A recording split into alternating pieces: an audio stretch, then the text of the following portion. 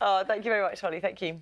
How good are you at calculating which offers in the supermarket give you the most value? You know, the sort of aisle ends. Oh, yes, I try anyway. Twos. Yes. Bog-offs, all that.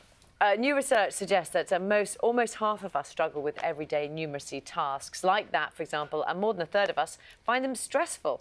Now the charity National Numeracy wants us to try and improve our everyday maths. Let's talk to somebody who knows her numbers. Countdown's Rachel Riley and maths teacher Bobby Seagull. Good morning to you both. Good morning. Morning, morning both. Is that the sort of thing that people, when they talk about stuff they struggle with, is it that working out, simple prices in a, if you're going to buy 3 boxes of Cocoa Pops and it's 3 for 2, what's that? Is it better to go, home brand? How much is that going to cost you? All those sorts of general maths questions that you might get every day. Yeah, I think the problem is a lot of people had negative experiences at school.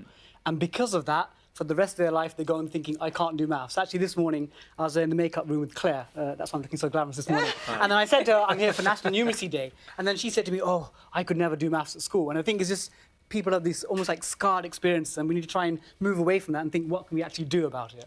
Yeah. In some ways, Rachel, there's a difference in some ways between maths and numeracy, isn't there? There is, but I think people think the maths you do at school you'll never use in everyday life, whereas actually some of it you won't, will you? Well, what we're trying to talk about is having that understanding about numbers. So it's being numerate, and the essentials of numeracy is stuff that you will use every day. It's when you're in the supermarket. It's when you're doing your finances. It's when you're measuring out your wallpaper. It's stuff that you use every day, and it's not just something that you forget about and put it in school and that's done, and I either could do it or couldn't. Everyone has a maths brain and everyone can get better, and it can benefit everybody's lives to make that improvement. What are sort of day-to-day effects then of having poor levels of numeracy?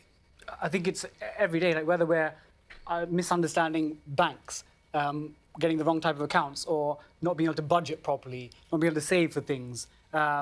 Even things like voting, people not understanding what data, stats mean about certain parties. So I think it's just making sure that our population feels more equipped to deal with numbers on a day-to-day. And do you think it's embarrassing as well to admit that you don't? I think it is. I think there's two sides of it. So some people are quite happy to say I can't do maths and it doesn't matter, and be quite flippant about it as if it's a badge of honour. And at the same time, when people do make mistakes, and doesn't have to just be with maths, but with numbers in general. I mean, there's some high-profile examples with politicians. People pound on them. Yeah. They get abused, they get ridiculed. And we want to kind of dispel that and say it's okay to say that I need a bit of help, and you can go out and get that help. And today is our first ever National Numeracy Day, so we're really excited about it. And it's not just for the individuals, because parents can improve and then they can help their kids, but also the economy and businesses. We want to get businesses involved because it's costing the economy in the UK £20.2 billion every year in poor numeracy skills. So it's a serious issue. Yes, absolutely. And one thing that's, because we've got one of our maths challenges, I think is it set by you? Both of us. Both? Oh, is it? I see the effort. Do you know, I see the touch of Rachel in it. I particularly enjoyed this one. And that's what sort of, because we've been doing over them a few months now, haven't we? And I have, it's genuinely made me realise that maths can be fun. Can be fun, it can be useful. And yes, as I say, it's not something that's just in the classroom. I mean, you can use it in maths, use it in dancing, use it in anything in everyday life. Nobody's yet to name a job that doesn't use maths. It's great. One thing we did some with BBC Learning last year. One thing, so many kids love sport, whatever that might be, and sports filled with stats, filled with numbers, and that's a great way of introducing it as well, isn't it? Yeah, with some of my students, often what I get them to do is tell me, oh, you might like Neymar, you might like Messi or Ronaldo, compare their stats. Mean, median, mode, average. So just really trying to find a hook to get kids engaged, and sports is one of them. And you may know, I've been working with the Premier League as well. There's Premier League Primary Stars. 15,000 primary schools in the country are signed up to this free scheme where they're using football to teach maths. So it's about getting the hook, making it relevant, showing real-world context, and making it just more fun. Well, our hook for this question is, in fact, the royal wedding, isn't it? Yes. Oh, yeah. Should we set it? Should we set the question? OK, and then we'll have a bit more of a chat. OK, so we are throwing a royal wedding party for 40 friends, including us in that 40, OK? Everyone has a glass of bubbly and a slice of cake. Each, yeah. So a bottle of champagne costs £20 and fills 5 glasses.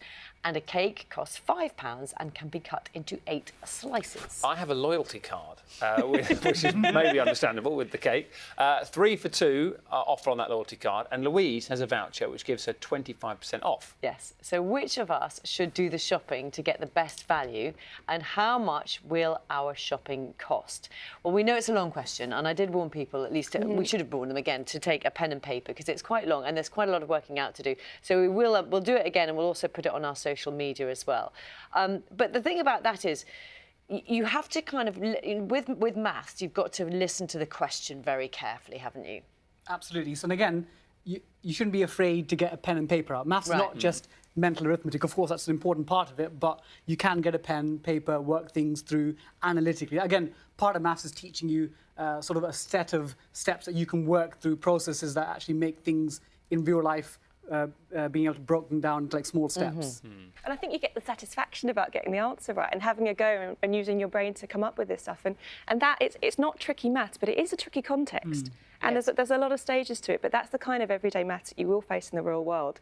And you know, if you have a go at that, and if you enjoy it or if you don't enjoy it, there's an online test with National Numeracy. You can go and do the challenge, and it's a comprehensive test to see where you're at and see where you might be struggling and where you can make more improvement. And then all the resources are on there to make yourself a mathematician. Just put the question up again. Let's put it on the screen so you can while people are jotting that down and getting their pens and paper out, Bobby, we know that Naga, that Tim Muffet and Jane are all doing their maths next GCSE Thursday next is the first Thursday. paper. I know Naga's been cramming. He sent me some work last night, so I've got to go and do some marking after. Are they? Because Naga's quite confident with the maths. She did her maths, got an A a long time ago, but. Jane particularly is a little bit nervous about it. What about those who are preparing for their real GCSEs now? Is there sort of a tip you would give with regards to maths particularly as well? Yeah, I would say don't spend too much time doing things that you can do. So if you're already confident doing, let's say, long multiplication or using Pythagoras theorem, don't spend 2 hours doing that. Do actually the things that you can't do, because that's where you'll pick up the extra marks. Very sound advice. Any advice from either of you about how to cope with nerves as well? Well, confidence is a big part of it, and especially with girls, we can kind of sell ourselves short. So just believe in yourself, really. Absolutely. I mean, a lot of people, they're not confident saying that they're a mathematician, but they can do a lot of it when they sit down and actually do it. Yes. So just believe in yourself is a really good tip. And then for me, it was always being intimidated by the question. So it's just you've got to take a sort of step back. Absolutely, yeah. That's what I feel every time I watch Countdown. Oh, but you keep through it. You keep going. I'm intimidated by the questions, whether it's letters or numbers. It's good fun, though. Both, thank you very much indeed for coming to see us. Thank you. And we'll